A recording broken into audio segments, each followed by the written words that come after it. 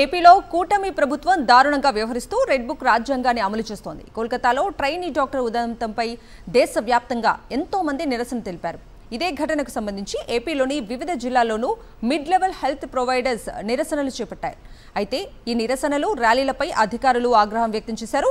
ఆడబిడ్డకు అండగా నిలిచినందుకు శిక్షను విధించారు. ముందస్తు అనుమతి లేకుండా నిరసన తెలపటంపై మండిపడుతూ అల్లూరు జిల్లాలో 33 మందికి నోటీసులు ఇచ్చారు. వివరణ ఇవ్వకపోతే కఠిన చర్యలు తీసుకుంటామంటూ హెచ్చరికలను జారీ చేశారు. శ్రీ సత్యసాయి జిల్లాలోనూ వైద్య ఉద్యోగులకు ఉన్నతాధికారులు హెచ్చరికల్ని జారీ చేశారు.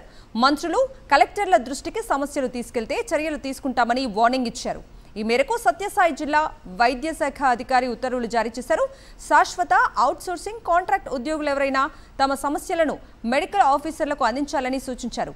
మెడికల్ ఆఫీసర్ ద్వారా మాత్రమే వినతులు ఫార్వర్డ్ చేయాలని ఉత్తర్వుల్లో పేర్కొన్నారు.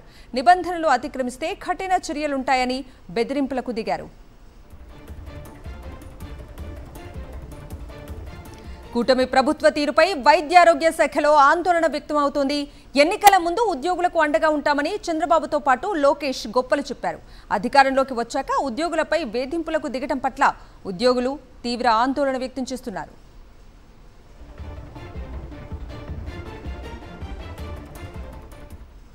పూర్తి అప్డేట్స్ ని మా ప్రతినిధి వినాయక్ లైవ్ లో అందిస్తారు. వినాయక్,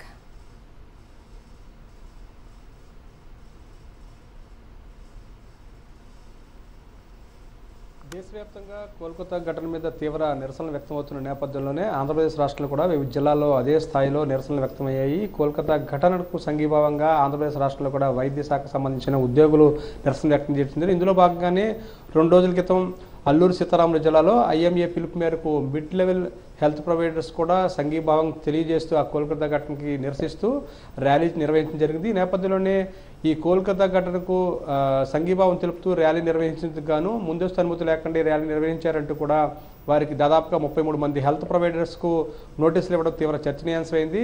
దేశవ్యాప్తంగా కూడా ఆడబిడ్డకు అండగా నిలబడాలంటూ కూడా దేశవ్యాప్తంగా అన్ని వైపుల నుంచి కూడా మద్దతు పలుకుతున్న నేపథ్యంలో ఆ ఘటనకు నిరసనగా వ్యక్తం చేస్తూ కేవలం ధర్నాలో పాల్గొన్నందుకు, నిరసన వ్యక్తం చేస్తూ ర్యాలీలో పాల్గొన్నందుకు ఆంధ్రప్రదేశ్ రాష్ట్రంలో నోటీసులు ప్రభుత్వం ఇవ్వడం అనేది తీవ్ర చర్చనీయాంశంగా మరి చెప్పవచ్చు. ఇందులో భాగంగానే అల్లూరు సీతారామరాజు జిల్లాకు సంబంధించి 33 మంది మిడ్ లెవెల్ హెల్త్ ప్రొవైడర్స్కు నోటీసులు అందుకోవడం జరిగింది. జిల్లా వైద్య శాఖ అధికారి ఈ నోటీసులు ఇవ్వడంతో పాటు 24 గంటల్లో ఈ నోటీసు సమాధానం చెప్పాలనేది ఆ నోటీసులు పేర్కొనడం జరిగింది. దీంతోపాటు అంటే ముందస్తు అనుమతి లేకుండా ర్యాలీలోనూ ధర్నాలోనూ పాల్గొన్నారు.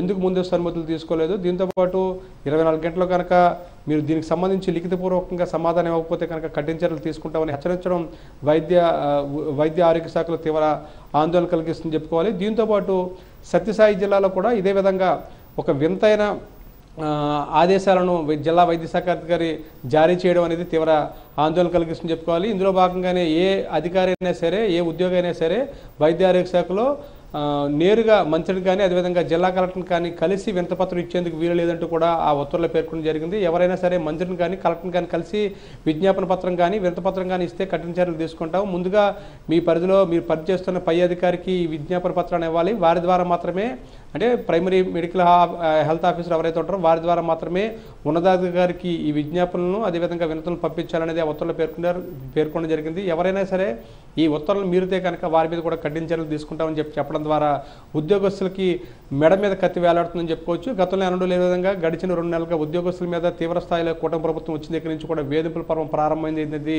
ఉద్యోగ సంఘాలు ఆరోపిస్తుంది. ఇందులో భాగంగానే ఇప్పటికే మనం చూస్తే కనుక వైద్య ఆరోగ్య శాఖ కాకుండా ఇప్పటికే ఎవరైతే అఖిల భారత సర్వీసులో పనిచేస్తుంటారో దాదాపుగా ఒక 16 మంది సీనియర్ ఐపీఎస్ ఆఫీసర్లకు ఈ విధంగానే ఆఫీసులో ఉదయం 10 గంటల నుంచి సాయంత్రం వరకు కూర్చోవాలంటూ కూడా డీజీపీ నోటీస్ ఇచ్చిన సంగతి అందరికీ తెలిసింది. ఈ నేపథ్యంలో ఈ విధంగా కూటమి ప్రభుత్వం ఏర్పడిన దగ్గర నుంచి కూడా వేధింపుల పర్వం మీద అందరూ కూడా ఆందోళన వ్యక్తం చేస్తున్నారని చెప్పుకోవాలి.